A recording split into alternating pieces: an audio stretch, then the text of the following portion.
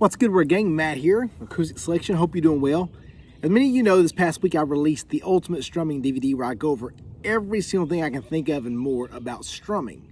So if you're a beginner, you struggle with strumming, I highly recommend you check that out. Just go to AcousticSelection.com. It's 15 bucks.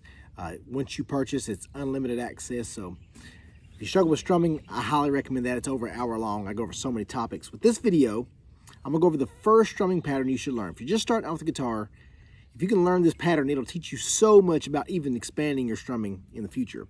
Let's start with the G chord by locking in the two bottom strings. So your pinky finger on the bottom string of the 3rd fret, your ring finger on the 2nd string of the 3rd fret, your first finger on the 5th string, 2nd fret, and your middle finger on the top string of the 3rd fret. All the strumming pattern we're going to do is go down, down, down, up, down, up. So it's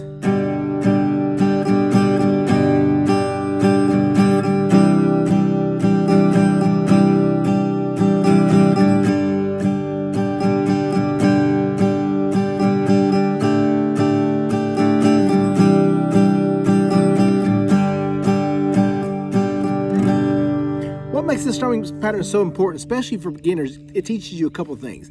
A, it works on just your timing. So you're working on keeping a steady rhythm. So it's 1, 2, 3, 4, 1, 2, 3, 4, 1, 2, 3, 4. Another thing is working on your up strum. Many people struggle at first with just an up strum. Don't worry about, make sure when you're doing your up strum, you don't strum up every single string. Just strum up the bottom 2 or 3. At first, I thought you always had to hit every string all the time. On the G chord, you down strum all 6 strings. But anytime you're playing an up strum, just do your bottom 2, maybe even 3 strings. Even hold your pick. I go over this in the DVD also. If you're using a pick, use a thinner pick if you're starting out, and hold it very light. It helps you, get a smoother, kind of softer sound instead of when I started out. Trust me. Everybody in the room wanted me to have a softer pick. So hold your pick very loose. The other thing it's going to really work on that many people struggle with, I did forever with this, within a strumming pattern, first of all, you all know if you've seen my other videos, I always talk about strumming is about timing, not about a pattern. Always remember that. In your head, you want to have 1, 2, 3, 4, 1, 2, 3, 4, 1. That's all that's going on is this ticker in your head, like on a keyboard or something, you see a metronome, or if you don't have a drummer or something around. So while that count is going on, you're just strumming.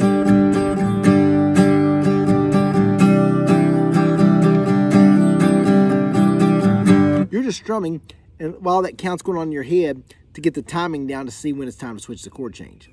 But one of the great things about this strumming pattern that really good for beginners is on the first 2 strums down, you're doing that part of the pattern a certain pace, and then the second part, down, up, is another pace. So you can see though, this is why I don't like strumming patterns, and I say strumming's all about timing.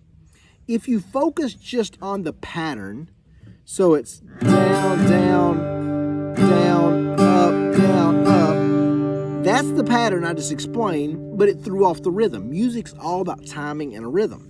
So within this strumming pattern, you're going to see there's one flow of going down, down. Then there's another section of that pattern going down, up, down, up. So the flow is kind of all the same. It's just even that one pattern is broken up into 2 sections.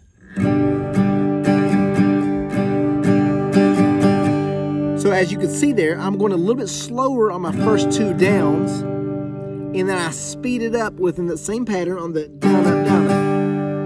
And this is where I used to always struggle when I see so many beginners and when I used to teach lessons in person. They want to keep the same pattern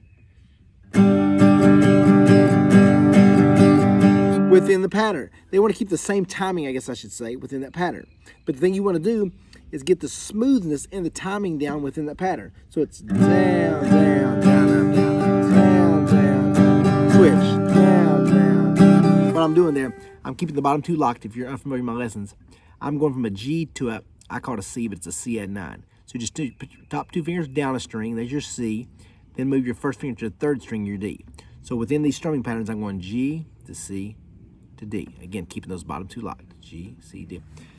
And when you keep that smoothness,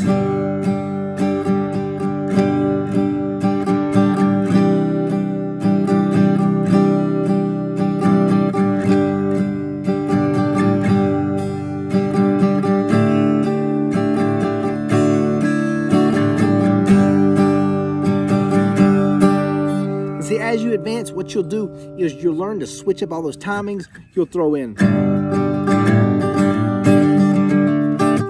strings. I go over all this stuff. String stops, hammer-ons. So.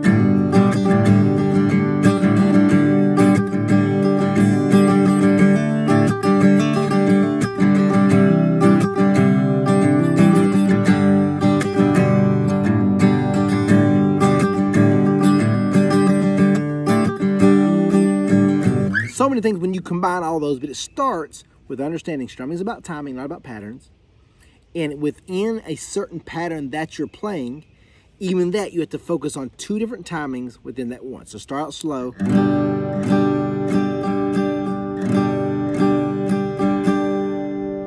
And then as time goes on, you'll progress more and more.